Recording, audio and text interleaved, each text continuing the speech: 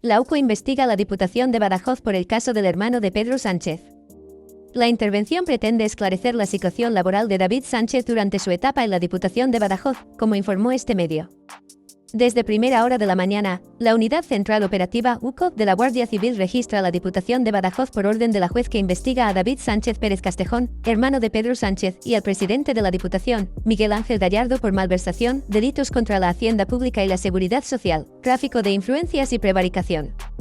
David Sánchez llegó al edificio El Palacio en el centro de Badajoz a las 10 de la mañana y 20. Fuentes confirman al Mundo que se busca documentación, como los contratos de Sánchez, relacionados con la causa. La intervención ocurre una semana después de que la magistrada Beatriz Viedma solicitara a Hacienda documentos para esclarecer la situación laboral de Sánchez en la Diputación de Badajoz, como informó este periódico.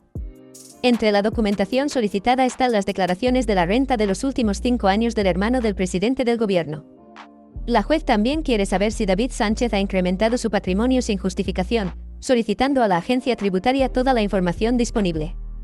La juez del Juzgado de Instrucción número 3 de Badajoz busca determinar si, en caso de haber incremento patrimonial, este supera los 250.000 euros.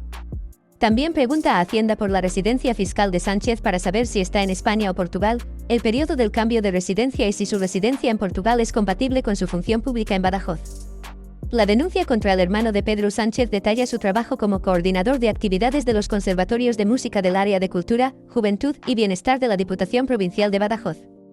Manos Limpias también señala al presidente de la Diputación de Badajoz, elegido secretario general del PSOE de Extremadura en marzo, y a Alejandro José Cardenal, jefe de Servicio de Apoyo Jurídico e Inspección del área de Recursos Humanos. La denuncia resalta que David Sánchez, conocido artísticamente como David Azagra, no ha dirigido la orquesta del Conservatorio Superior de Música de Badajoz en sus 7 años como director, pese al amplio calendario de eventos. El sindicato denuncia que Sánchez no asiste a su puesto en la Diputación Provincial de Badajoz salvo en contadas ocasiones, y que otros han dirigido la orquesta a pesar de que la plaza es exclusiva para él. También destacan que sus responsabilidades incluían coordinar actividades de los conservatorios, ciclos de grupos instrumentales, y organizar ensayos y repertorios.